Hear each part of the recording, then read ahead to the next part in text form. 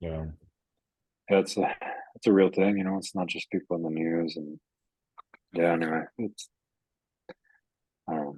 It's I can't believe some people, honestly. Like I see people, I'm like, what is wrong with Well, I was I knew it was bad. Like I knew that, we were faced with like a really big problem, obviously with, Islamic jihadism and all that, but I never thought I would see so many people just so like shamelessly. Should we just start recording or just start? it's recording? Oh, okay. Well, yeah. Oh, here we go.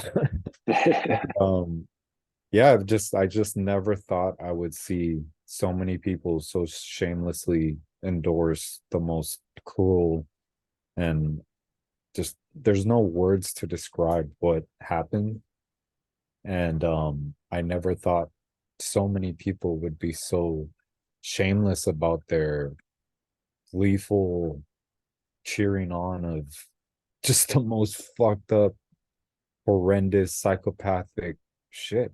And Yeah, it's just a testament to how how cruel the human spirit can be and how ideologically people can be possessed into supporting the most unimaginable things. I don't know. yeah, and it's uniquely a Jewish problem. It they only respond this way because it happened to Israel, and I just think it's for some reason we delude ourselves into thinking that we're past anti-Semitism. You know, we had the Holocaust, and then never again would we experience such hatred against the Jews. And it's still so rampant. Yeah. Anti-Semitism is just everywhere, and you see it now. Like there's never been such widespread apologencia for this kind of barbarism and terrorism. Like Yeah. even the Ukraine war, like you saw the destruction that was going on there, and most of the criticism was levied at, though the media is trying to get us to fight into a war, but it was never like straight up. You know, you had a couple, Russia Today people apologizing for what Putin was doing, but not to this degree where it just I don't know. I can't believe what's coming out. Just people like Majid Nawaz just straight up apologizing, saying things like Hamas has never beheaded babies. Like that doesn't. How does that make a difference? What does it matter if they've never beheaded babies? Like what you're now you're what is he looking for? Like Yeah. um, I don't know. It's insane. Like and there's so many people. Like you can look. I guess we can start at the top. Like what Hamas is, what they did, what the violence that they committed, and we can go after the other useful idiots. Yeah. Yeah. I mean, obviously it's the the biggest thing and that in all of this is that Hamas is the guilty party. And it's just so unbelievable to me how so many people, especially on the left, are just so quick to miss like the first like it's like a road where you're walking in the moral clarity, trying to find moral clarity in the situation. And just as a human being, obviously you're gonna point to the people responsible actually committing these acts and say, oh well, you're to blame. And yeah, and it's just so unbelievable to me how so many people, especially on the left, just just skip that and just immediately go into it's Israel's fault, it's Netanyahu's fault, it's the Jews' fault. And you have degrees of just like terribleness and just some people, it's just a whole shit show. But the shit is the left making excuses for Hamas and Palestine, and then you have actual sympathizers with Palestine or with Hamas, quote unquote, literally endorsing what they're doing, and it's just a the most insane, surreal vision of people who align themselves with quote unquote liberal values, quote unquote, human rights, just align themselves with the most just abhorrent things. And it's I don't know And yeah, again, like that was one of the things that I saw kind of like right away was there was a lot of posts, people saying, I stand with Palestinians or I stand with people from Gaza. But when you have 58, let's say over 50% support for Hamas in Gaza, Yeah. and after the attack, Yeah. after Hamas broadcast and celebrated what they did, these people are actively celebrating, actively, you know, Yeah. cheering, and not only in Gaza, right? In Gaza and around Yeah. the world too. And, No, in the you know, West Bank, celebrating, it's over 50% support Hamas. you know, but what I'm saying is that's a problem in and of itself, right? There's, I don't understand. I understand the sentiment. You know, people want to say I'm against the government or I'm against Hamas, but I support the Palestinian people. But you have to grapple with the fact that Hamas, the terrorist organization, has widespread support amongst Palestinians. Like that, Yeah. you can't have your cake and eat it too, right? Yeah. And so that's one problem that we just have to acknowledge.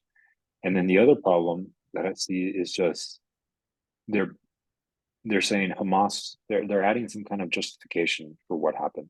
Like they're saying Hamas only did this because Israel is oppressive, or they cut off the water supply, or they cut off the electricity, or they don't allow the open. They basically, you're hearing this term a lot now. It's open air prisons, which is not the case.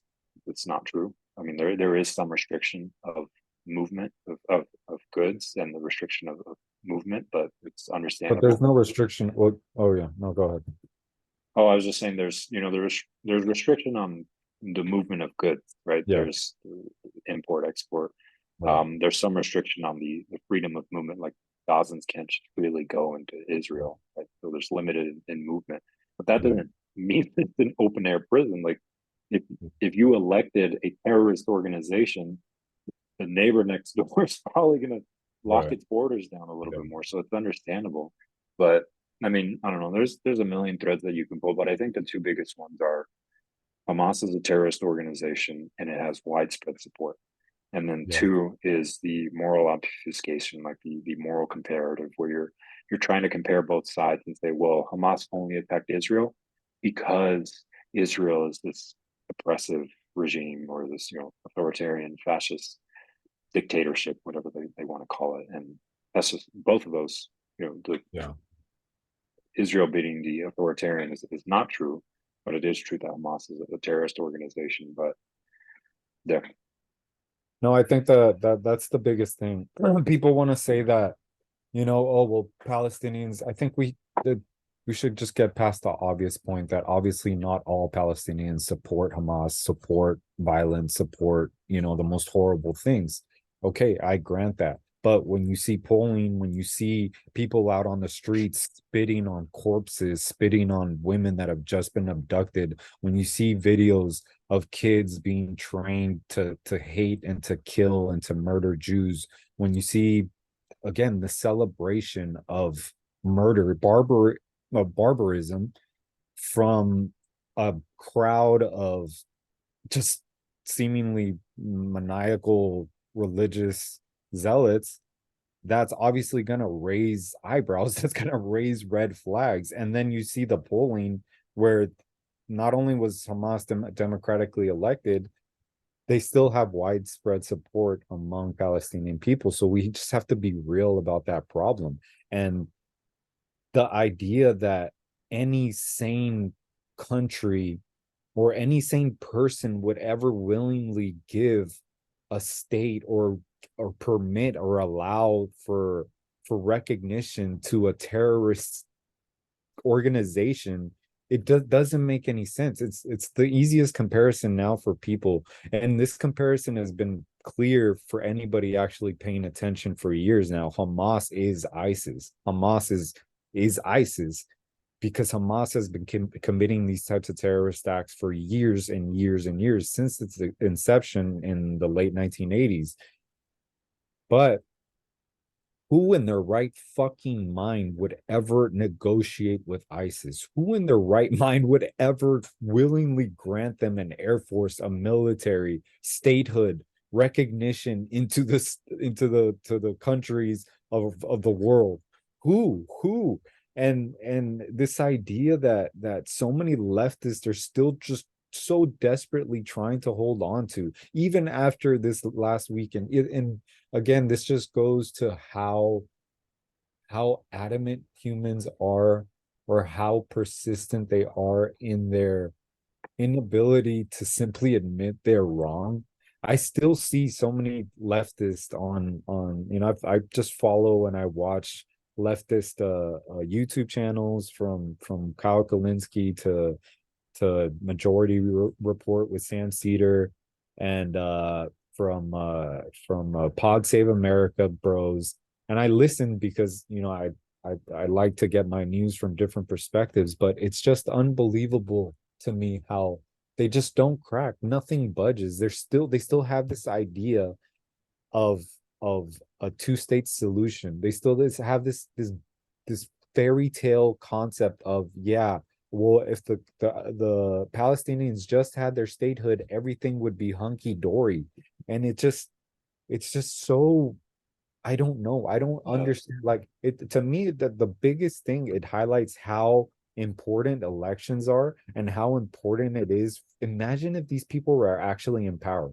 Imagine if these people actually had the ability to grant these fucking murderous religious jihadist fucking psychopaths power. They would willingly give them power. And that's what we also saw with Biden and the Biden administration, where they're trying to appease Iran. They're trying to appease, and we saw it with the Obama administration as well. And this is why, again, I've never voted, I would never consider myself really hard right. And I completely hate Trump for everything he's done, especially his personal fucking character.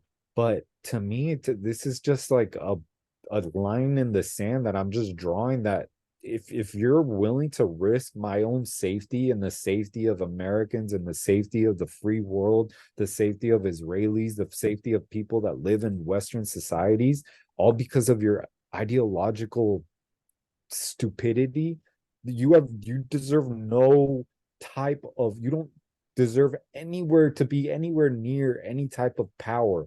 And I'm gonna vote that way for, honestly, years to come, because it's just, to me, it's just raising so many, and especially now seeing all these protests, pro-Palestine, pro-Hamas protests all around campuses, all around the US, in campuses in different parts of the world, in Europe. You're just seeing a flood of humans who are just openly saying, we're pro genocide, we're pro murdering innocent people. And to me, that's just like the nail in the coffin for any type of multiculturalism society, the nail in the coffin for any type of future where we can all just kumbaya and sing hunky dory and live happily ever after. No, fuck that. This is war. This is war. You come after our people. You come, and I'm not saying I'm Israeli, but these are free people that never bothered anybody, that simply wanted to be at peace with their neighbors and never got it. And because of that, you come after them. That means you're coming after me. And now you see these Hamas leaders pretty much tomorrow calling for a day of terror. And I knew how bad this problem was with when jihadism was a bigger thing, when ISIS was around, but it's kind of calmed down ever since ISIS went away. But to me, it's just brought it way back center, picture for me. And yeah, again, yeah, there's no existing with these people, and it's just, I don't. it's crazy the fervor that it's come back with. I don't know. It's almost like they took the destruction of ISIS personally. Like somehow ISIS was like this panacea for them, where they there was finally a caliphate. So I don't know why all of a sudden you see so much anti-Semitism and so much fervor for the Palestinian cause. I don't know where it came from, but I mean, granted, we know where it came from, but it hasn't, not like this. Like this was just clear cut. Obviously, Hamas was trying to kill as many Jews as possible, and in a moment when it, like, you couldn't have set it up any easier to commiserate and sympathize with Israelis, and Yeah, almost all of these people failed. yeah, And yeah, to your point on statehood, like how do these people not? not listen to what Hamas wants, what these Muslims want. Like they're telling you they're not going to stop at statehood. Statehood is, to them, what people fail to understand, they don't view Western ideas of government as valid. They want to set up, everything should be ruled under Sharia. Everything should be ruled under the Quran and led and influenced by, hadiths and whatever's in the Quran. And if you don't believe me, I can just read you a chapter, a little piece of Hamas's charter. Right? This is Hamas's founding charter. Because the Islamic resistance movement is one of the links in the chain of the struggle against the Zionist invaders. It goes back to 1939. It goes on a little bit further. But here's the kind of like, for me, the key verse. Right? Moreover, if the links have been distant from each other, and if obstacles placed between those who are the lackeys of Zionism in the way of the fighters obstructed the continuation of the struggle, the Islamic resistance movement aspires to the realization of Allah's promise, no matter how long that should take. The Prophet, Allah bless them and grant him salvation, has said, and here to me is the key thing. He says, the day of judgment will not come until Muslims fight the Jews, killing the Jews, when the Jews will hide behind stone and tree. The stone and tree will say, "O Muslim, O Abdullah, there is a Jew behind me, come and kill him." And it goes on like that. Like, what do they think is going to happen? What do these people on the left think Israel is supposed to do with something like this? If your neighbor is telling you every single day, "Hey, I'm going to kill you. Today is the day I'm going to kill you." Like, what do you think you're going to do? Stupid, Like, man. oh, okay. Well, let me give you a gun. Let me Yeah, give you a military. yeah. Let me grant you statehood. Let me grant you freedom of movement through my land. Like, Uh, what is they're telling you? They're literally telling. I think it was 2 or 3 days ago. The leader of Hamas was saying, we're not stopping with this. We're not stopping with these attacks. Like we're not stopping until Jerusalem is free, until we have the Al-Aqsa Mosque back. Like until the Zionist invaders have been cleared. Like they don't believe in the existence of Israel. They don't believe that Jews should be living on that land. They might want them somewhere else, but as far as Israel is concerned, they don't want them there. Okay, well then there's your answer. How are we supposed to live with a two-state solution? So But anyway, that's the thing. but Yeah, that's the funny thing too, that you have leftists yapping on about two-state solution, and you have the actual leaders of Palestine saying, "Fuck a two-state solution. We want to murder all Jews and wipe Israel off the map. That's what we want." And I was, I guess we can go into a little bit of the history of it, but I want to make something clear too. So many people right now are bringing up like, "Oh, well, look at the history of Palestine. Oh, look at the history of how the Jews just came and took their land and all that." To me, the moment you start murdering innocent, forget children, forget raping women, just the simple fact that you start murdering innocent people alone, you lose all credibility. You lose all type of victimhood status. I don't give a fuck about your past. I don't care if they came and took your land. I don't care. The moment you start murdering innocent people, you lose all credibility. Period. End of story. And so now people want to bring up the history of, okay, yeah, well, let's have that conversation. Maybe Palestinians have more credibility on that issue. Okay, cool. Let's have that conversation. But again, the moment you start paragliding onto raves where young men and women are just having fun, and you just start murdering people and raping the women, you lose any type of credibility, any type of, no, at that moment you need to be annihilated. Fuck your statehood, fuck your whatever the fuck you're talking about. It's just so fucking insane to me how we're even having these conversations where literally people just don't hear themselves, and they're literally just saying, yeah, let's actually hear these people out. Maybe they got yeah, something good to say. They just got done murdering, kidnapping, raping, fucking murdering young children. But and let's I hear think them out. before we delve into the history, I guess a counterpoint that I can hear people say is Israel kills Palestinians too. Israel murders Palestinians too, and they murder innocent Palestinians. But it doesn't. There's never been a situation like this where Israeli IDF soldiers have barged into Gaza and just murdered and raped and burned babies. There's never been a situation like that. Most of the quote unquote killings that people are talking about or alluding to, like the one I think it was a few years ago where they amassed on the fence, that those were understandable situations. Those are understandable escalations where I think it was Palestinians were literally trying to just break the fence and cross into Israel. So IDF soldiers had to shoot them. Unfortunately, unfortunately, these things happen in war. And also, and that's not to excuse Israeli behavior, right? That's not to Yeah, we're excuse. not saying There that this is, is perfect. yeah, and there is things like collateral damage. There are settlers on the West Bank that are taking Palestinian land. Okay, we can acknowledge all those points, but Yeah. as a whole, if you're really trying to understand the problem, when you're comparing both groups, what does Israel want and what does Hamas want? Like the if you can't understand that, that point alone should should negate. Like, it should just end the argument. Israel just for all its devices and all its purposes just wants to literally live in that small piece of land. God, Hamas doesn't. So that I can Something see that that piece would be argument coming holding. up when you're talking about violence against Israelis, Yeah. is that Israel also commits violence. But anyway, No, yeah, no, that's a really important point that I want to hit on really quick. When people say that, oh, okay, well, this just I try to calm down, but it just pisses me off. But it shouldn't piss me off. I don't know if it's stupidity or if it's just people that are very naive or people that just should know better, because I've been hearing this and I just got done listening to Breaking Points with Sagar and that fucking girl. And yeah, she was talking about this, and you just hear it every time, the moral equivalence.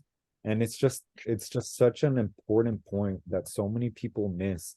And it's very simple. It's a very simple point. And once you understand it, it's like, okay, you've reached that level, and now you look at people still stuck on that level of analysis, and you're like, man, you still haven't figured it out yet.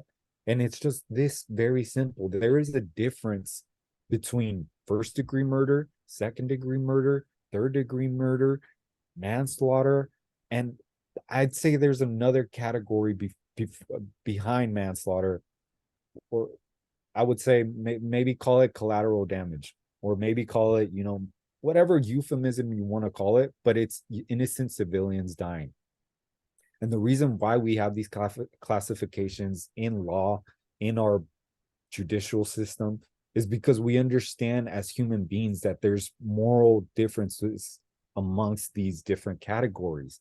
And so if you're Hamas, or if you're a Palestine, or if you're a terrorist and you're intending to murder innocent, and you're doing it and you're purposely going after the innocent people and murdering them, that is a different level of horribleness than when Israel goes after Hamas in Gaza and bombs a certain building that has Hamas terrorists. Or in a war, people don't understand that the nature of war, the nature of violence, the nature of the history of humanity is that it's fucked up, it's messy, people die.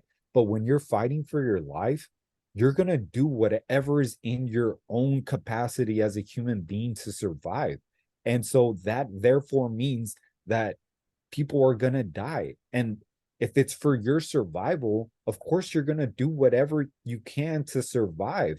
And again, people just have this rosy picture of how war should be, or let's all just be peace lovey, and they don't, they just again have this very naive view of the world, and they've never studied, like, have people not studied World War II? Have people not studied World War One?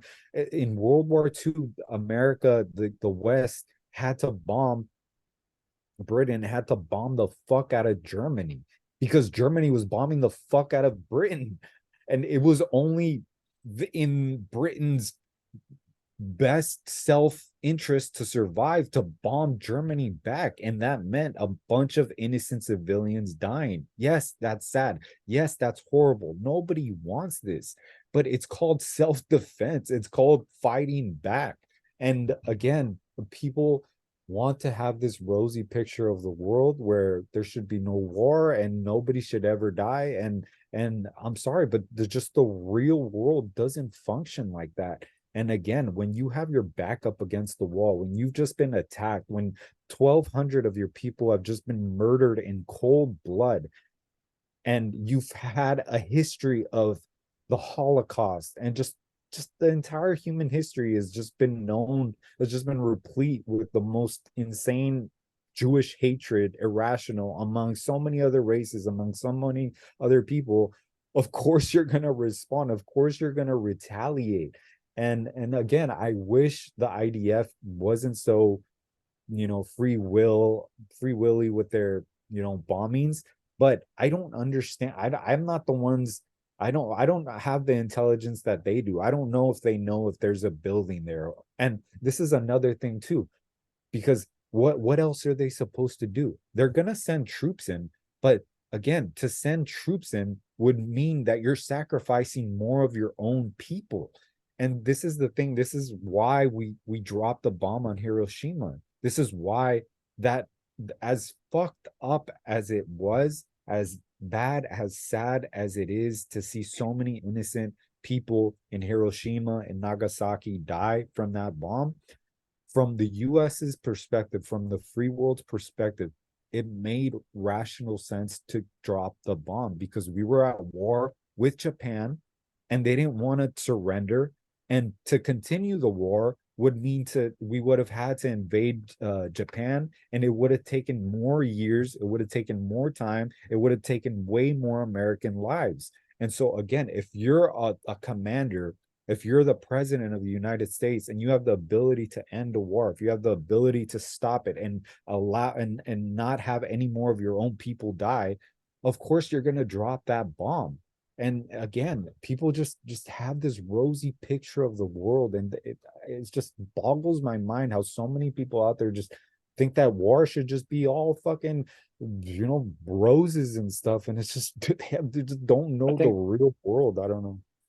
I think people, I don't know, I really don't understand. Like I don't understand how people or what people want or what do they expect? Like they only criticize and they don't give any solutions. I don't know what they want from Israel. Israel to me is amazing in the care that it takes to not completely level Gaza. Because if it was me, the whole thing would just be just start over.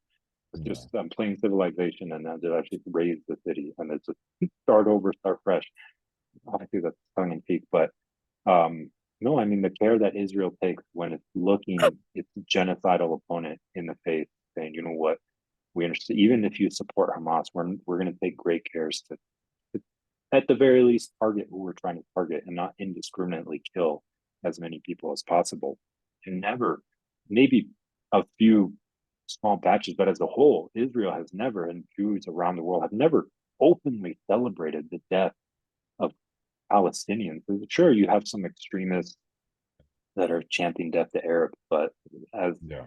as a whole, like as a people, that's never happened, You don't and see nobody can crowds say, of Israelis, yeah, parading around dead bodies and just yeah, yeah, fuck yeah, yeah, dead body, and spitting on dead Palestinians' bodies. It's just you don't see that. It's just a whole exactly, different level of a culture, and there's just no comparison right now. yeah, and yeah, back to the point about collateral damage and what to do when war is complicated, and you have to make complicated decisions, even things like the atomic bomb. I'm unsure about. I don't know if that was the right decision. I don't know. Yeah, maybe it saved, thousands of American lives, but look at the cost to Japanese lives. So I don't know, and it's complicated, and I still struggle with that decision. And I'm sure that Israelis are struggling now with that decision. But again, just to reiterate, you can't compare both sides. It's just one side is celebrating the death of Jews, and then the other side is just striking, trying to take care to not kill as many as people as possible. But Yeah, I um, mean, I'm not like oh yeah, fuck yeah, nuke everybody type of guy, obviously. But when you look at the historical context of why we dropped the bomb in Nagasaki and Hiroshima, it makes sense. It makes sense that to continue that war would have meant hundreds of thousands of more or thousands of more Americans dying. And again, if you're the leader of a country, if you're the leader of a people, and you tell someone, no, your son has to go die when you can end the war with a country that attacked you. I mean, again, people have this rosy picture of the world, and it's just, But it's I just think, and it's not even like a rosy picture of the world, because they're not criticizing Hamas and Palestinians for not. There's this criticism, to me, it just seems like it's one way.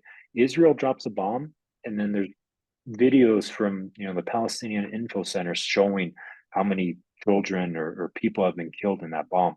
But there's never any criticism levied at Hamas. Like, where is the criticism at Hamas showing how much collateral, quote unquote, collateral? Because it's laughable. They don't care about everybody's everybody's a target. There's no such thing as collateral damage in the world of right, Islamic terrorism. That doesn't matter. So it's laughable to try to get them to care about the lateral damage. So it's just one-sided. Israel is the only one that has to take care.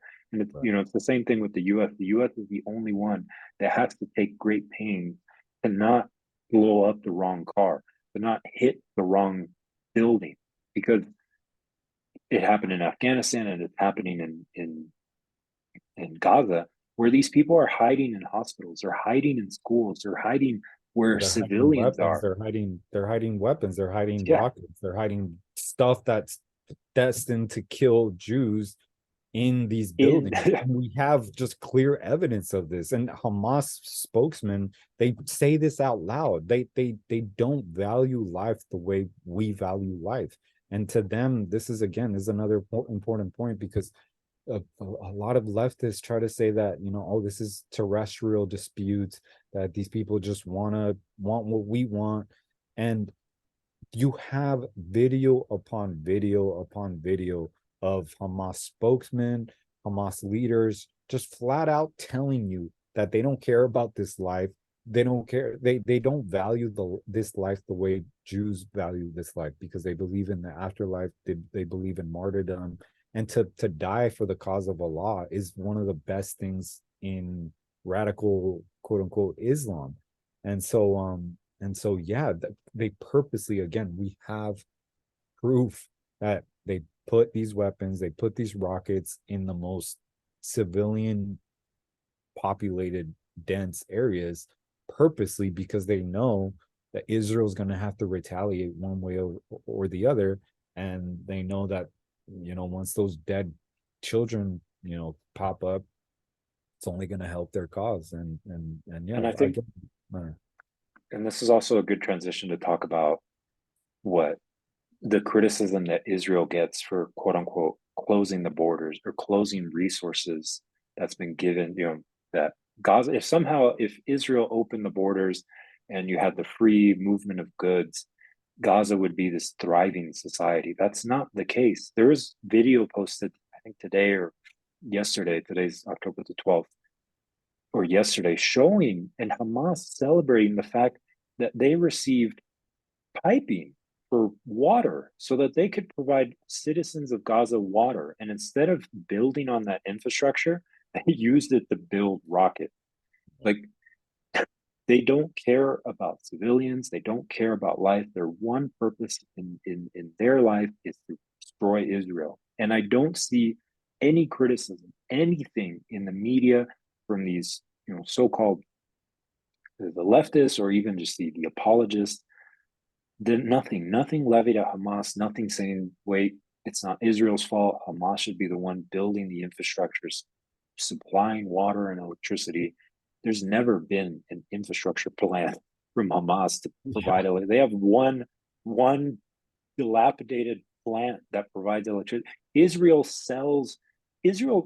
the agreement to sell electricity was Israel provides Gaza the electricity, and the PLO from the West Bank pays Israel. The PLO stopped paying that bill. Israel has just been supplying free energy to Gaza for like 7 years now, since 2017. Just here you go, free energy. And Israel continues to get shit because they're closing the border to a genocidal organization. Like, It's just the such an insane, like when you start like just digging deeper and deeper, it's so insane, like the stupidity of the leaders of the free world. And when you realize that for the last 20 years, that almost 20 years that Hamas has been in power, you have so many different countries that have been sending millions upon millions of dollars, if not billions, to Hamas under the guise of quote unquote aid. And what has Hamas been doing this whole time with that money? Building terror networks, murdering Jews, building rockets to murder more Jews. And it's just, who is who are we governed by, that you think it's a good idea to give ISIS type groups free fucking money? And it's just, it just, again, it just boggles the mind. Like, who do these people think they are? Who do they think they are? It's just, they're telling you who they are. We've known Hamas as a terrorist organization since its inception, since they started blowing up buses in Israel, since they have it in their charter. And again, it's just this woke mind virus. I don't know what you want to call it on the left. This quote unquote fake empathy view of the world, that, oh, they're gonna moderate, or oh no, they're just want to be really just want to live, peacefully. And it's just this naive view of the world, view of humanity, uh, of inability to just actually see humans for what they really are. And again, this whole conversation, again, it's just the whole backdrop of hearing leftists now defend what's going on. And to me, what I remind myself of is, whatever happened to MLK, whatever happened to nonviolent, to peaceful resistance to oppression, whatever happened to Gandhi, whatever happened to these ideas. We have clear examples of people that have been oppressed in our history that have resisted non-violently, and it works to their benefit because people glom on to their actual oppression, and they're like, oh well, we want to help.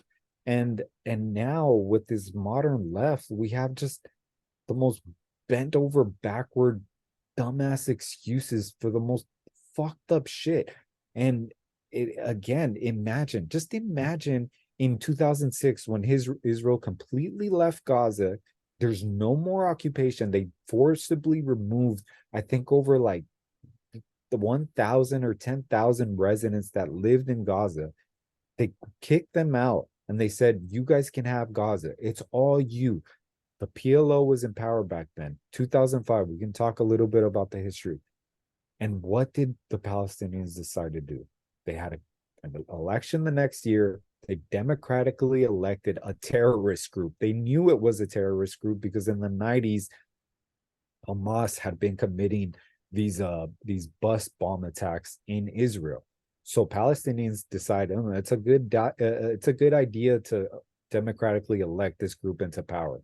Imagine if instead of electing a terrorist group, they would have had a peace movement, or they would have built up their society. They would have built up their country, or whatever the fuck in Gaza, and actually build a thriving society instead of building rockets to murder Jews. And again, you don't think they would have actually, if it was a real type of oppression as the way they speak, and this open air prison and all these buzzwords, you don't think if they had some sort of like peaceful movement like MLK, then even saying that just sounds so ridiculous, expecting a peace movement out of fucking Gaza. But yeah, again, it's just Imagine they would have had anybody. Of course, yeah, let's help these people. Look, they're being oppressed by Israel. Look at what's going on. But no, instead they decide to go out and murder innocent people at mass and then celebrate it. Well, of course, fuck you, fuck your movement. I'm not giving you shit. Like, what do they expect? Again, it's just And then Hamas, to speak a little bit more about the history after they were democratically elected, decided to purge the rest of the Gaza leadership, and they ended up killing the Fatah party in 2008 so that there'd be no political throw them off opposition. buildings. Yeah, so this is who Palestinians elected into power. But yeah, as far as the peaceful movements, Steven Pinker talks about this in the Enlightenment Now, how peaceful protests and peaceful um, essentially peaceful movements against authoritarianism work much better to resolve peacefully and to find, to get rid of the oppression. If you're talking about something like the apartheid state in South Africa, your Nelson Mandela's wife was a huge advocate for murdering white civilians, and that was causing a rift between them. Rightfully, she's being condemned for, I think she did kill white civilians, but at the very least, she was trying to plan it. That Nelson Mandela decided against it, and look how it worked out for Nelson Mandela. But I think, not to hop too much back onto our old hobby horse, but I think at the root cause of this, or I guess I'll just say one other little point. The point about people being given liberties and then building a sort of our dream egalitarian society of liberty and free speech, freedom of religion. That's one of the things that I've changed my mind just 180 on. I was an advocate for something like the Iraq War, right? I felt like the deposing Saddam Hussein and removing him from power would give Iraqi citizens the freedom and the liberty to have their own society. And look how that turned out. Like, not to say that ISIS was their fault necessarily, but I mean, you essentially just had a flip where now you have Nouri al-Maliki, the Shiite leader, basically oppressing Sunni Muslims for the last 15 years. But anyway, Iraqi society is growing a little bit, but I think it's just, to again move it back to the point about our old hobby horse, at the root cause of this is Islam. At the root cause is just the two ideas of Islam and liberal democracies of freedom of speech, expression, religion, egalitarian rights where men and women are equal. Those are just antithetical in Islam, and I it think just explains it's it fundamentally explains so much. Yeah, it yeah, explains so much about why we see these societies not gravitate in the direction that we want them to go, right? We keep giving them the resources and the avenues. Like, look at Afghanistan. We were in there for 20 years, occupying and maintaining some semblance of structure, and the moment we pull out, it's just chaos. Women are back to being subjugated. Girls are going to secret schools. Taliban broke all their promises about allowing women to study, and it's basically back to Sharia. But I think that is missing from the debate and from people truly understanding. I think a lot of leftists don't want to give the credit to religion that it's due. They don't believe that somebody can believe something so heinous. They look at somebody and they go, no, there's no way you can believe what's in the Quran. That's insane. There's no, let me just give you some money and you can build your little, university and we'll all be happy. Like, no, they're telling you what they believe. They're telling you what they want to die for. They're telling you what they want to be murdered for. And it's why we don't see these societies go the way we want them to. And until, and yeah, I have some pipe dream that if we just convert enough atheists, but that's not the case. Like, we're never going to get enough people to not believe in Islam. And so that just brings us back to reality, which is Israel has to do the things that they have to do. They have to, level Gaza, because what is the alternative? What are you going to give them, a bunch of end of faith books from Sam Harris and then be like, well, let's just wait 10 years? Like, that's not going to happen. So But I mean, I don't, I mean, I agree that the at the root of the problem is majority of the, you know, fundamentalist Islam. But I do think that there is a possibility, and we do see something of somewhat of a modern type of Islam with countries like the UAE and even Saudi Arabia now. For again, it's still backwards like crazy, but it has been modernizing, quote unquote. There has been some progress, and yeah, again, I do think that it's possible to read the Quran and interpret different versions of Muhammad. I think it's much easier to interpret the jihadist version or the Islamist version because of what it outright says. But I still think, just as the Bible, you know, you can bend over backwards and, you know, twist some things around. And as Ayan Hirsi Ali wrote in that book, where there's the Medina Muhammad and there's the Mecca Muhammad. And we have to hope that that majority of Muslims, you know, spread the peaceful Muhammad. And I do think there's hope. I do think because of countries like the UAE. But but yeah, I don't know. I don't know what at the end of the day, we just have to come back to what the current situation is. And the current situation that Israel finds themselves in is they're being attacked by a bunch of religious fanatical zealots who want to murder and exterminate them. And so, with that being said, what's going on right now in Gaza, Israel has a full right to defend themselves. Now, we're again, I think we speak a little bit loosely, like, oh, we're level Gaza, or, you know, just innocent civilians dying. It's like, no, like, nobody wants to see dead, innocent Palestinian children. Nobody wants to see that. Nobody wants to see buildings blown up. Nobody wants to see that. But again, we can point to different types of, oh no, Israel shouldn't have bombed there, or we can do all that. But at the end of the day, when you're a country that's just been attacked the way Israel has been attacked, again, I think you have a full right to defend yourself.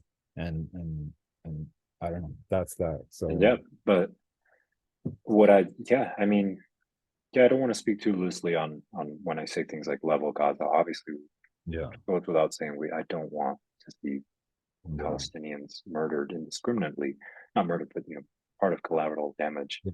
But ideally, what we would like to see is when Hamas does something like this, an amazing response would have been the Palestinian people usurping and implementing a coup d'état to remove Hamas from power. Right, that would have been an amazing thing to see. But that wasn't the response.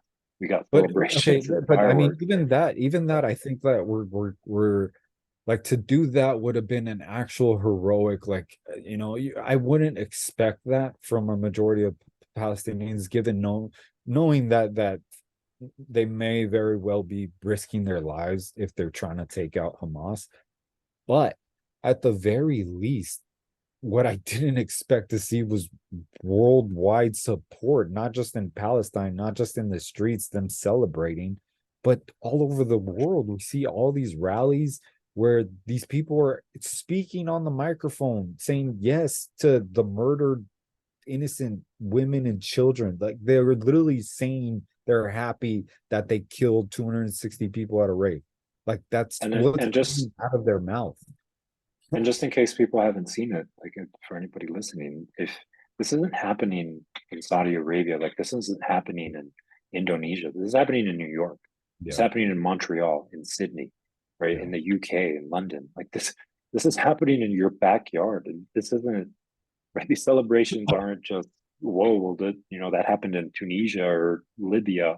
We can kind of expect it in those countries, but this literally happened in Minnesota. Like it's happening in I think your own that backyard. the time the when shit is really gonna hit the fan, and I wouldn't be surprised at all if this happens within the next year, 2 years, 3 years, 4 or 5, is when we see the type of attack that we saw in Israel here in the US.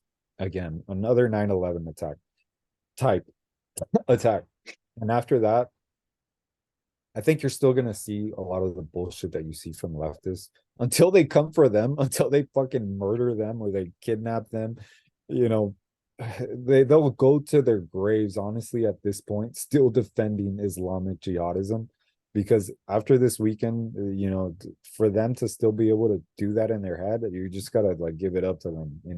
But But it's happened so often. Like you had Orlando, like at the Pride nightclub shooting in Orlando in 2017, where he yeah, killed 50 yeah. people. No, I'm saying Like, it's really gonna hit the fan when you see another type of 9/11. I mean, you can, but the thing about Orlando and the thing about San Bernardino is that these were mostly individual acts, right? These were, clearly Islamic jihadists, but they were individual acts. What I think shit's gonna really hit the fan is when we see another 9/11 attack or another type of attack that we saw where over 1,000 people die. And at that point, I think that majority of people right now that are putting up that front on the left are going to be actually shitting their pants. And they might, still pull up that facade, but I think at that point, a majority of people are just going to realize, what the fuck we're actually dealing with. And yeah, again, it's a scary time because I don't think people realize the threat. And I think that a lot of leftists right now, the biggest issue with them is that they view the world into oppressor and oppressed. They view the world into power dynamics. And if they perceive you to have less power, that means you're therefore good.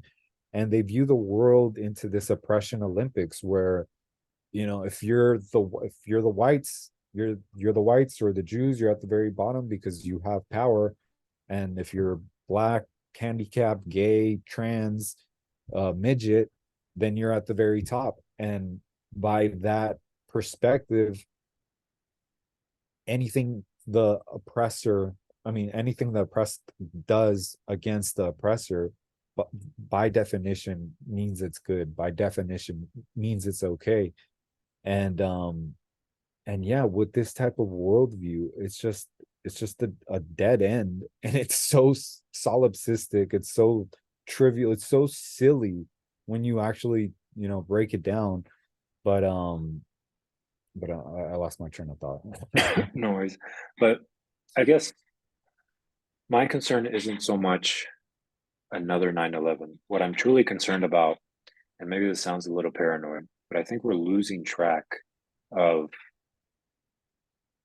Muslims and how they're acclimating in Western society. I think that and this is just the first wave, right? Europe has let in a lot of Muslims, right? I think it was 2 million have immigrated recently into Europe. How are they acclimating to these societies, right? How are they acclimating to Australia? How are they acclimating to the US? Because you could have a massive problem where Islam just becomes a more and more dominant part of the demographic. And then in 20 years, you truly do have a problem where these people are now being elected into office. Now, your point about elections really becomes present. It really becomes problematic because I now think you we're have already elected there. I officials. think we're Yeah, we're we're already already there, there. but We're already there. Look at all these. It's just look at the like people the like the Ilhan videos. Omar, Yeah, look yeah, at the videos where these there's just a horde of people around the world, and like you said, in Montreal and Europe, just again openly celebrating just the most maniacal shit. And we let them in, and this is just, to me, it's just such a clear indicative failure of this idea that you can have this quote unquote type of multiculturalism. America did a good job of it for all these years, but it just clearly just doesn't work. What works best for humanity, in my opinion, is just the admission that we're tribal beings by definition. And by that, we need to admit to ourselves that we work better when we're around people that look like us and we share a common sense of beliefs and ideas and views about the world. And and that's okay. It's okay to want to be around people that you align yourself with, quote unquote. And it's okay for other people to not want that. It's okay for that. But for a majority of people, that's how they are and that's how they function. We're tribal by nature. And again, this idea that you can just import a bunch of people from different types of cultures that have different beliefs about the world, that have different ideas, and that's not going to impact your society. It's not going to cause rift into that society. It's just so delusional. And especially coming from the left that so openly admits that racism is such a big problem. Okay, well, if you're admitting it's a big problem, then why are you causing it, why are you allowing it to fester even more into society? And And why is yeah, there this expectation that if you import people from Syria that they're somehow going to acclimate or just, you know, especially when get it we just know they change hold their, different yeah, views. exactly. We Like know they they're, have such a different worldview than yeah, we do. you And see how they operate. You see the, like the, how men and women interact in that society, how women wear the hijab or maybe a full niqab. And then you think that you just invite them to America and then all of a sudden they're going to start waving the pride flag and start talking about BLM. Like, no, these people have a lot of the Muslims have co-opted the BLM movement because it's just kind of like a useful platform to propagate their ideas. Like BLM posting the fucking paraglide picture and being like, we stand with Palestine. That was fucking retarded. But more on the multicultural point, like, you can't just import these people. And if it's not going to happen overseas, right? If you're giving people the liberties to choose their own leaders and set up societies how they want to set them up, and then they're showing you how they want to set them up and choosing leaders like Hamas. What makes you think that if you just put them in the U.S. that they're going to behave differently? What makes you think that they're going to accept your values? And yeah, like you said, it does harm society. It does change society because now we have this rift that no one is acknowledging, and we have this massive problem where, okay, now what do we do with them? We just deport all Muslims? Like, that's not going to happen. And then you're fucked, basically. Europe is fucked now. Like the US, I don't think it's that bad, but Europe for sure. Like, I'm watching videos and I wouldn't go to Paris. There's some areas of London I wouldn't go to. Like, just it looks awful. And the you know death of what, Europe, essentially. you just reminded me of right now. You have all this talk right now about Gazans being stuck in in Gaza, and it's just it just blows my mind how again Israel gets the brunt of the blame because they close off their borders. But again, people, it bothers me how people don't, if people want to comment about a certain situation, it just, to me, it just, it's like you don't like want to read more, you don't want to learn more. And it just boggles my mind how people don't even know the most basic shit. Egypt also shares a border with Gaza. Egypt could easily open up their borders and let in a bunch of Palestinian refugees and help them out in this situation. They don't have to force that blockade on them. They don't have to do any of that. But Egypt decides not to. Egypt decides not to let any Palestinians in. Egypt decides to impose the blockade as well. Why? Because they had these same problems in the 1970s. They've had these problems with the Muslim Brotherhood. They've had problems with Islamism. They've had problems with jihadism, and they don't want to fucking deal with that shit. And That's and why Turkey closed their borders to Syrian refugees yeah, as well. exactly. Like And that, all these Arab countries, why does Europe have to be the one that accepts all these refugees? Why does America? Where are these countries? And it's again, it's just, we have to admit to ourselves at a certain point, if not, we're just seeing the end of civilization. But and funny enough, Israel, on this point of multiculturalism, Israel catches a lot of criticism for kind of being an apartheid state, but I think Israel is the only one that actually recognizes that this multiculturalism doesn't work. And that's why they're so, and I don't, at first, when that law came out that basically segregated Arabs and Jews, at first I was a little bit skeptical and maybe critical of it, but now honestly, it makes sense. You need very strict laws, and Israel has to kind of be the most closed society. It has to permit itself, because what's the alternative? You just let in millions of people slowly changing your society and then dying from within. Like that can't happen to Israel. And that's why, if you're thinking long term as an Israeli, you might enact these laws to be very strict, to not allow a ton of immigration, to not allow a lot of what they quote unquote call the right of return. And it does seem, draconian, but it's reality, because like everything that we've just witnessed. I think Israel is looking, a lot of the leadership in Israel is looking at what's happening in Europe and going, there's no fucking way there's no way we can let in these people. Like, they have to double down It's on going these to change their policies. society. It's just so obvious. It's just Seriously. like, oh, again, Japan. You never hear about Japan. You never hear about Japan being racist. You never hear about Japan and Japan is Japanese, and they don't let just anybody come immigrate into their country because they want to preserve their Japanese culture, their Japanese people.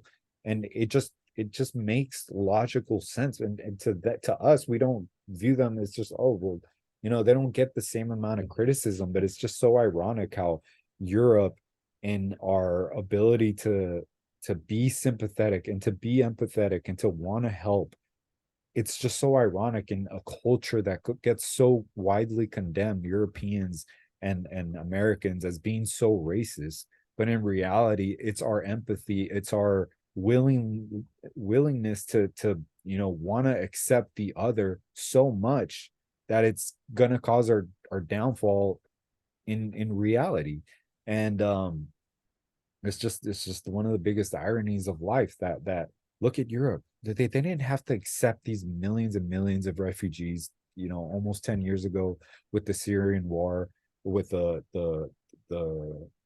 these Arabs coming into their countries, and Germany accepted them, Europe accepted them, and Germany knew full well that because of the European Union, that all these Arabs, all these Middle Eastern people were going to be able to just go wherever they wanted in the EU. And again, it's the big heart that in reality caused so much friction. And it's yeah, it's another thing is that I think it comes down to, it's not even culture, it's also just, we have to admit to ourselves, it gets down to the populations argument and the quote unquote whatever you want to define race as. And just the reality is that just as people differ in characteristics, just as humans, some are smarter, some are dumber, some are more outgoing, some are more open-minded, some are more introverted, some are more etc. Groups differ, groups of populations differ in their characteristics.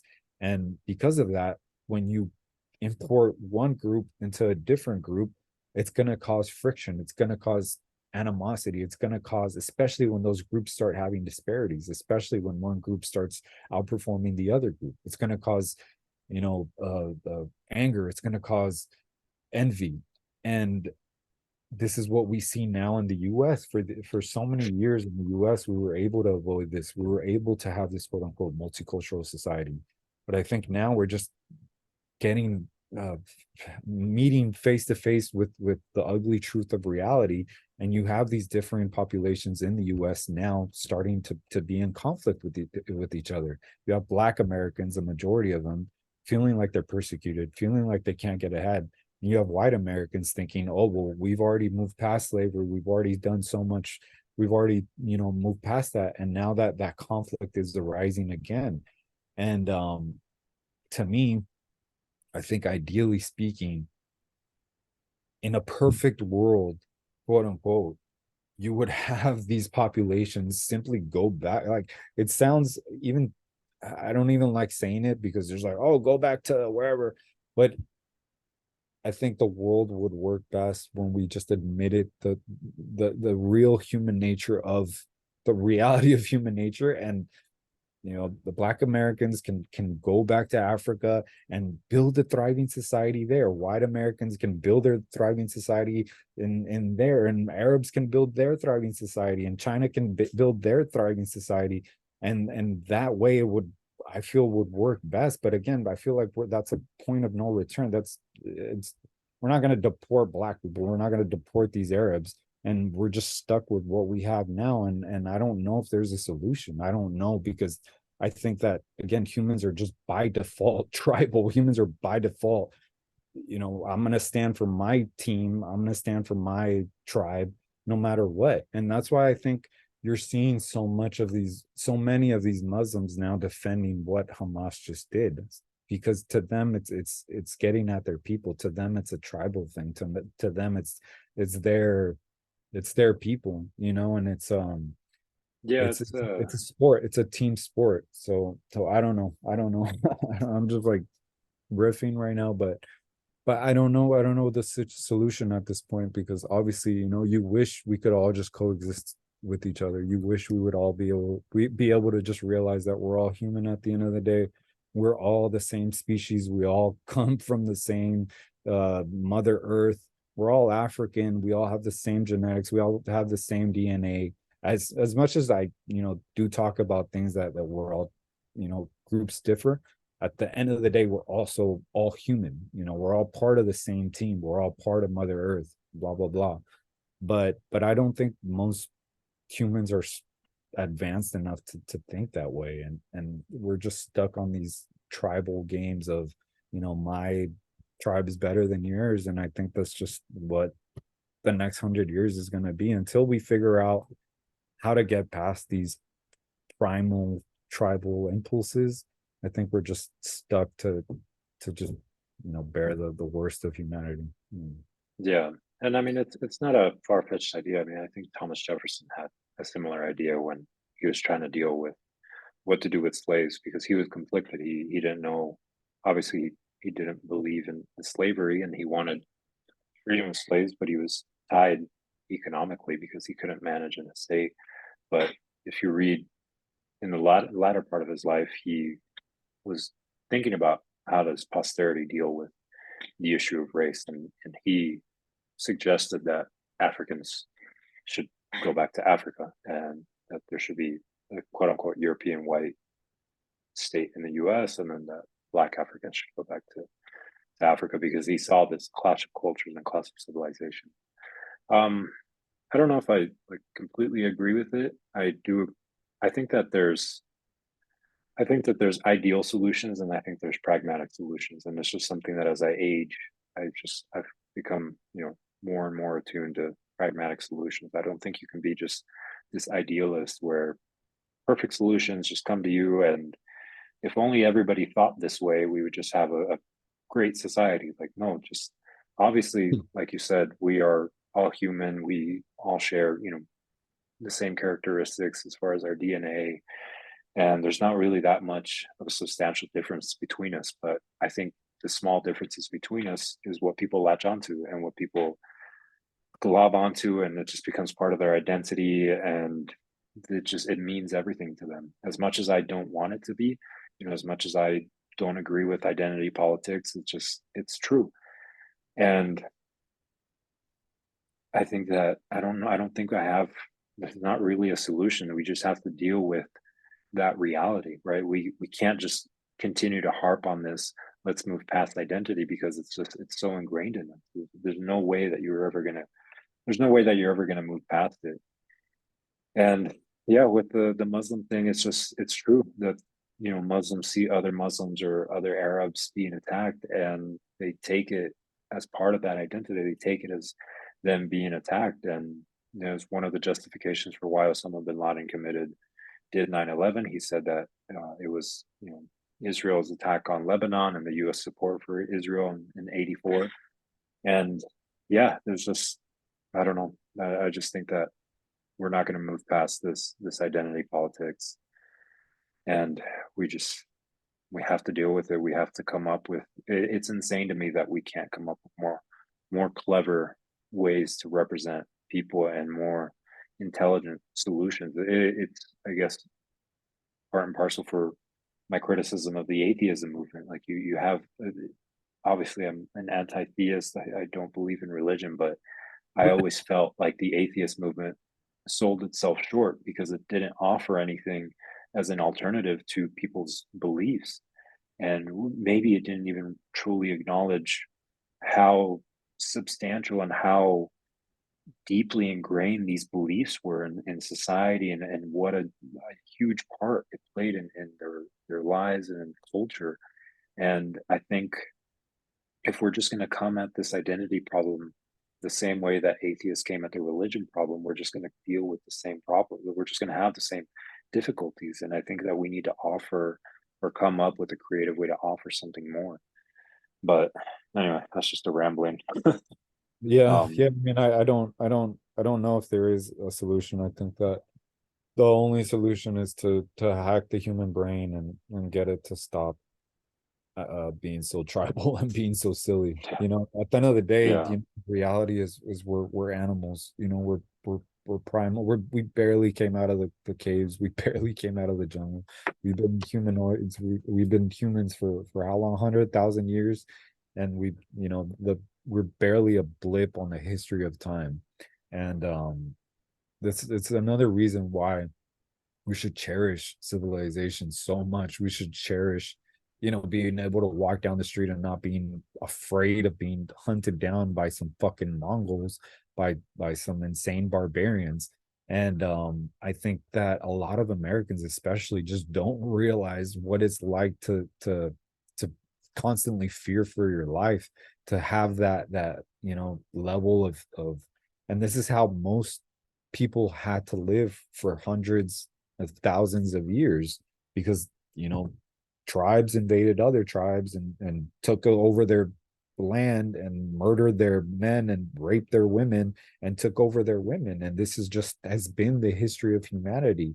And I think for just a little sliver of time, we've had civilization, we've had some type of relevant peace, especially the last 70 years after World War II. And I think a lot of people now, especially with everything that's happening in the news, are just waking up to what life is like, or what life has been like for the most, the history of humanity. And they're realizing that, life is not, humans are not hunky-dory. Humans are not these peaceful, loving beings. They're primal, they're violent, they're tribal, and they want power at the end of the day. That's it's just a power dynamic. It's a fight for power. It's a fight for conquering and territory. it's hard to see history when you're going through it. But and I think that this Francis Fukuyama notion of the end of history, where everybody was just going to move towards liberal democracies, I think that maybe damaged Western psyche more than we probably would care to acknowledge. I think a lot of us just feel like history is over and that the rest of the world just wants liberal democracies. But yeah, like you said, it's true. Most of human history has been suffering, has been conquest, has been fight, land disputes. And I think we're obviously we're still seeing that. We're still seeing that Islam is stuck in that portion of history where they're just all they care about is land disputes. And you just have this medieval religion, fighting modernity. Most of us want to live in our, liberal capitalist societies, but there's a lot of religions and cultures that are just stuck in that same cycle of human history. And even more of a blip is the last 50, 60 years of democracy, right? Prior to World War II, that was the norm, right? The war between nations, not at that scale, but war between nations was the norm. Like you just read any history book and it was normal. It was normal for these imperialist nations to go to war and be at war for 10, 15, 20 years. And yeah, it's the last 50 years, even more so than the last 1,000 years. The last 50 years truly has been an anomaly in human history, where we've had democracies, where we haven't had war, where, life expectancy has gone up, our medicine has gotten better, our violence has gone down. And it's such an anomaly. It doesn't, that's not reality for most of human history. And it's hard to not understand that. It's hard to it's hard to look back at history and realize that, oh shit, most of it was chaos and chaotic and violent. And because we're living in this moment, right? We we don't pay attention to that much. And yeah, if you look back 10 years ago, 20 years ago now, you do realize that, hey, you have been a part of history. You have been kind of going through these currents. And I just lost my train of thought. But yeah, no, it's just, it's ultimately, it's just, you do have, you do have to value civilization. You do have to value what these last 50, 40 years have been. And we have to fight for that. And there's Yeah, so people that's in why this world. uh, no, yeah, it's why I talk about things like capitalism, why I talk about preserving things like America. You know, the fact that these whatever it is that we're doing, whatever it is that these Western countries have been doing for, this amount of years, it seems to be working. You know, the lights turn on. There's water when you click a button in the fridge. When you hit the button with the glass, water comes out. When you press the faucet, clean water comes out. When you turn on the stove button thingy, fire comes out. When you go to sleep at night, you wake up, there's the walls protect you from nature, right? Well, people, all of this, all of the light that turns on in my room, the electricity that powers this laptop, that all takes human ingenuity, that all takes human, intelligence coming together, and it's working, right? It's working. So what is it about these societies that made it work? And that's what made me interested in things like capitalism. That's what made me interested in things like free markets. That's what made me interested in things like the history of America or the history of Europe, because things seem to work here, right? For all of our flaws, for all of the history of racism in America. And nobody's saying America's perfect. Nobody's saying that by any means, but we've had it pretty good here. And just like a fish swimming in water doesn't realize he's swimming in water until he gets yanked out. I think a lot of Americans, a lot of first world people are getting yanked out right now and realizing that, holy shit, we did have it pretty good for how many, past years. And I think now they're starting to see that, the world ain't pretty. And yeah, I don't know. I think my Yeah, brain it's is a, yeah, no, and I don't know if you wanted to keep going or we could oh probably yeah, start wrapping up, but what's that? no, go ahead. I'm just Oh, sure. no, I was just saying to bring it back, I guess, to the Israel-Palestine thing. Yeah, the violence, and especially because everything was broadcast, and especially because we can see the violence, it was a rude awakening. And for the people that challenged themselves and did watch those videos, and they are horrific, I think it is a rude awakening that this fight continues and continues. And it's one of the things that, Christopher Hitchens talked about repeatedly. He said the fight for Western civilization is going to continue, and it's going to continue, and you can't ever let up. Because these forces, for as much as we don't want to, they're going to continue to fight against it. And yeah, like you said, the lights do come on, and it is nice. It is nice to, but I don't have to worry about. I can drive down the street, I can walk down the road, and I really don't have anything to worry about. Nothing really bothers me. Um, and that's not the case for a lot of people. That's not the case for for Israelis. We have a friend that this week he was supposed to go to Tel Aviv. He was supposed to fly to to Israel. And imagine, like, we just we live in this world so nonchalantly, just so going through the motions, and there's so many people out there that are just planning your demise, that are just ready to kill you to prove a point. And it sucks. It sucks that that's reality. And unfortunately, these situations, these attacks continuously wake us up. And my hope is that these, I don't have any hope for the terrorists. I really don't. Like, I don't think that they're just going to all of a sudden start committing, start doing, peaceful opposition to their oppressors. But my hope is that a lot of the people in the quote unquote media and that are influenced by the media, and especially on the left, that they wake up, that they see these people for who they are. They're not your allies. They want to destroy everything that you hold valuable. They're not pro trans. They're not pro BLM. Like they don't give a fuck about that. They're not your allies. And it's not. I'm not just picking on leftists either. There's people on the right that are just as delusional and just as idiotic on these points. They they hold these views about Israel as if it was some global conspiracy and the Jews are manufacturing this.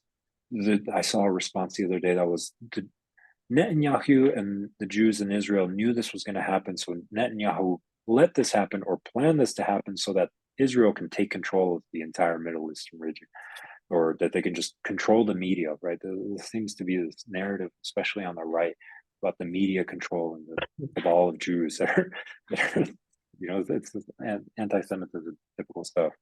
But my hope is that a lot of these people wake up and realize that Israel is not the enemy here. Like the enemy is people that want to openly murder babies. That's the enemy. I'm not saying Muslims are the enemy either. I have issues with their religion. Obviously, I think it's insane, but okay, like you said, that hopefully there's some hope for the interpretations of Medina Muhammad when he was living his life peacefully. Okay, so there's hope there, but truly the enemy is the people that want to just wantonly kill babies, that don't care if you're flying into Tel Aviv and they're going to blow up your plane just to prove a point, that you're just dancing in a rave and they're going to kill you.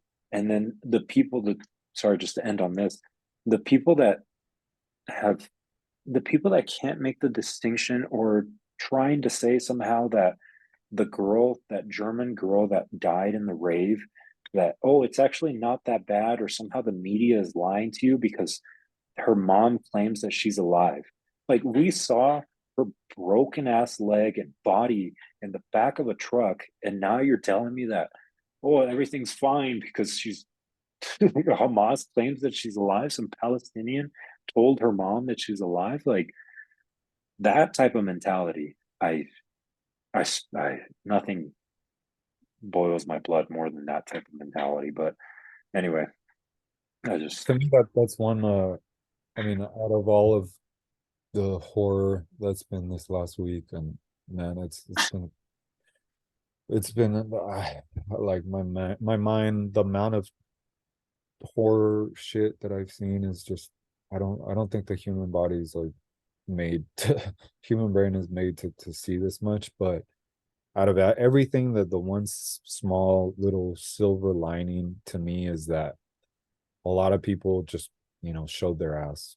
They just showed yeah, their ass, and they just showed themselves to be horrible people. And I think that a majority of people that don't really follow politics that much, that aren't really that interested in the day-to-day going ons of modern politics, those people are seeing the outright fucking shameless defense of the most heinous shit possible, and they're like, ill, get me the fuck away from that.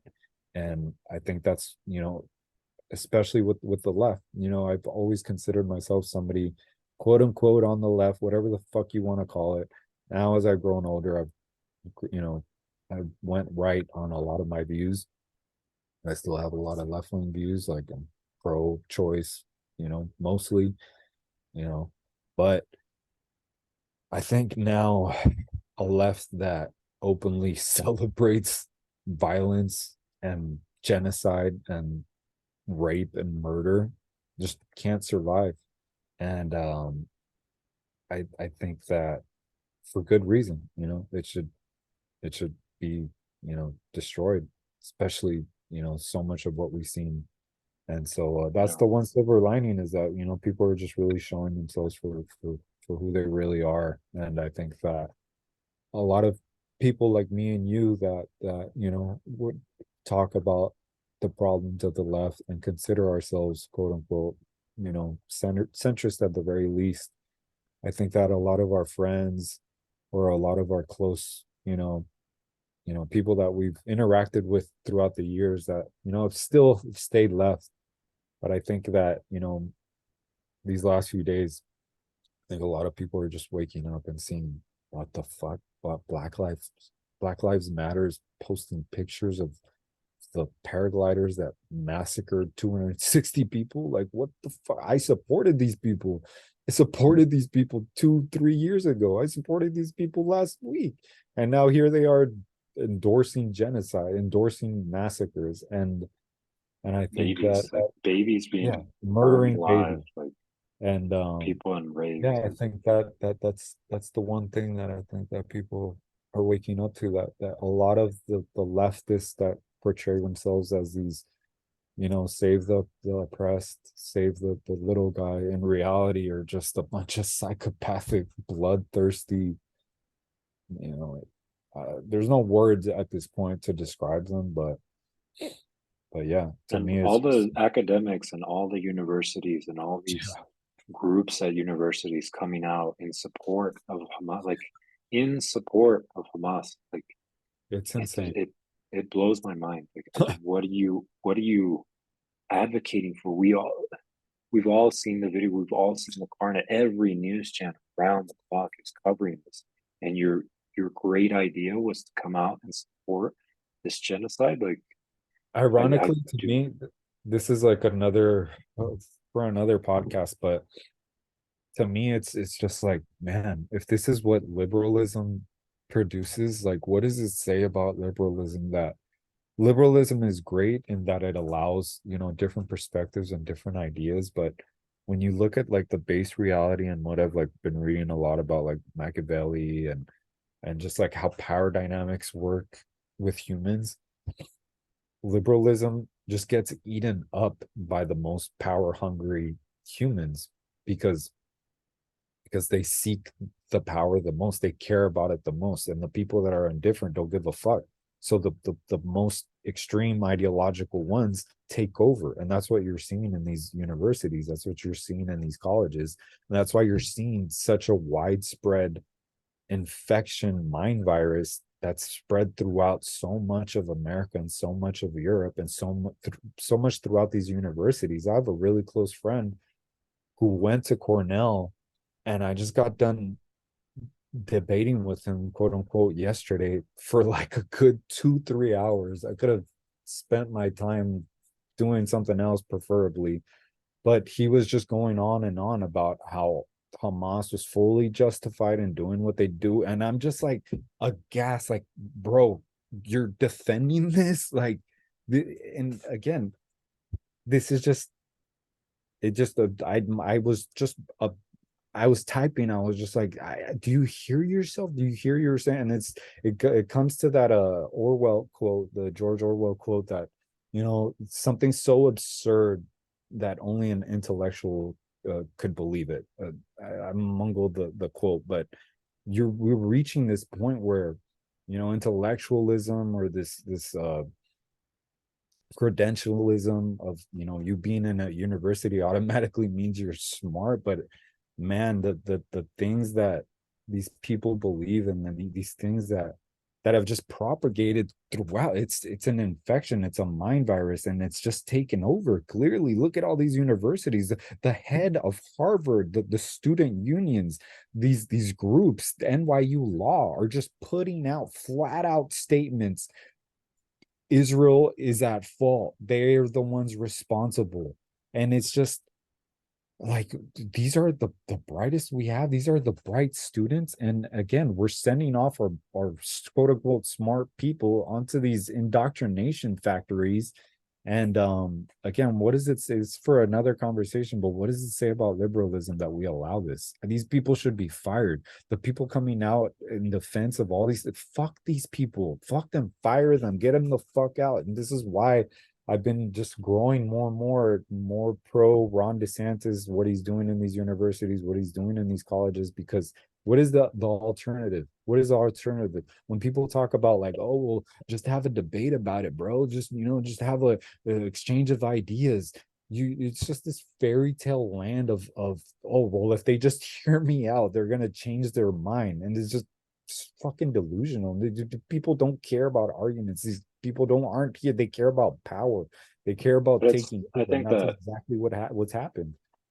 I think that academia, especially falls victim of this type of, like I said, power dynamics, because in academia, academia is supposed to be an area where you can discuss and debate ideas, right? It's a place where you can where no idea kind of is off limits, right? You can talk about these things openly, and you welcome this difference of opinion. And David Frum had a good tweet, I think today or yesterday, but he was like, you don't see this kind of anti-Semitism or open support for Hamas in corporations. You don't see it, in the private sector. You really don't see it anywhere other than academia. And it's a problem because in academics, how do you regulate that? How do you regulate? Obviously, you're not openly supporting genocide, but it's difficult because Palestine and this cause can kind of hide behind the cause of oppression, and it's not really open genocide the way something like Nazism would be. So it's difficult because you do want to welcome these ideas, and you do want to have these debates. You don't want to limit speech in an area or in an arena where you want to have open debate.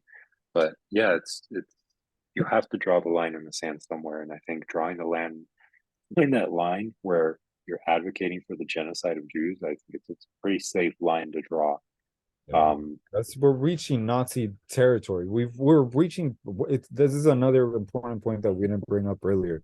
When people talk about Nazism, which is our go-to perspective, which is our go-to in our heads that we've been taught since we were little, that this is our, our prototypical what is evil, we go to Nazis. This is why that what is it, the law where, you have a conversation with somebody and it's just eventually Moore's law or something. Yeah, Moore's law. You're eventually going to reach Nazism. You're going to eventually accuse each other of Nazism because it's what we've been primed since we were little, that this is what is evil, quote unquote.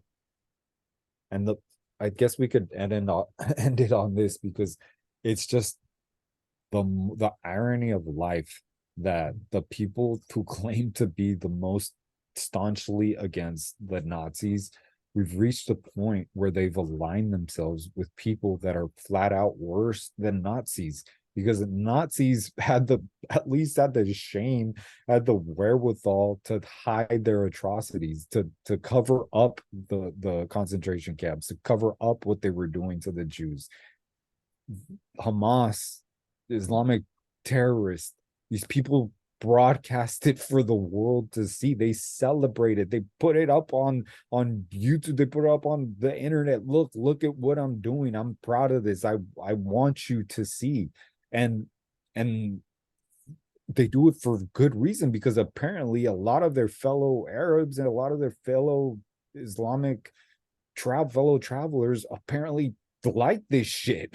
They like it. It's just what's real. Not all, hashtag not all, but it's just, man, dude, what the fuck have we gotten ourselves into in humanity, where the people that claim to be anti-fascist are aligning themselves with little Nazis, people that are worse than Nazis? And it's just Hamas's only issue Hamas's only issue with Nazis is that they didn't kill enough Jews. Yeah, That's yeah, it's yeah, exactly. They didn't finish the job. yeah, they didn't. But That's insane, dude. I don't know, man. yeah, I don't know. But yeah, no, I mean, good combo. I don't know. I think we did good. yeah, that was I good. thought I was gonna be way shittier, but I feel like I don't know. I was proud that I was way more lucid than I thought I would be. Nice. Yeah, I didn't know. I didn't really Yeah, have like a structure, but I think it went. yeah. No, I've been writing, and I can tell that it's helping me a lot. I'm gonna go Nice. back and see how many likes I liked or said, but I'm trying to work on my ums and likes a lot. So, but either way, I felt like I was still, speaking in paragraphs. So we'll see. We'll Yeah, see. Yeah, I mean, I don't know. We could just like post it on YouTube. I don't know. This is gonna be like just good to have, as a record, and then we can yeah, eventually start working on it like more, and like posting, actually promoting it, and just with time. But we just gotta put yeah, shit out there, and we just gotta practice, and that's the biggest thing. That's where I fucked up and we fucked up, is that we have to do the thing. We just have yeah, to do it. That's the biggest thing in life, is just action cures all. But you yeah, can plan shit a million times, and the end of the day, you just gotta put the pen to paper, put the recording on. You just gotta hit record. And that's Yeah, pretty much. yeah. Well, was there anything you wanted to end it on, or kind of leave No, it yeah. how Let's we? let's try to do this every like Wednesday or Thursday Yeah, that works for me. for sure. No problem. All right, man. Well, All stay well. right. All right. Bye. Later.